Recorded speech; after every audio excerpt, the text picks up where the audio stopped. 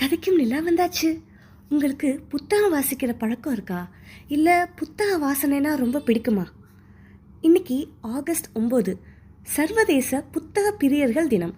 ஒரு சாதாரண மனிதனை மிகச்சிறந்த வெற்றியாளனாக மாற்றுற சக்தி புத்தகங்களுக்கு மட்டும்தான் உண்டு.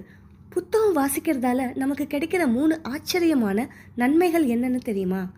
முதலாவது, தினமும் வெறும் 6 நிமிஷம் புத்தகம் படித்தா நம்ம மன அழுத்தம் 68% குறையுதுன்னு ஆராய்ச்சியில் கண்டுபிடிச்சிருக்காங்க.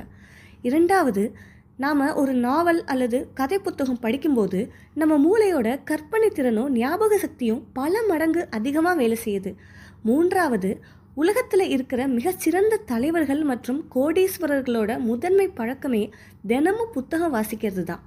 இந்த புத்தக பிரியர்கள் தினத்தில் உங்கள் ஃப்ரெண்ட்ஸில் யார் அதிகமாக புத்தகம் படிப்பாங்களோ அவங்களுக்கு இந்த வீடியோவை ஷேர் பண்ணுங்கள்.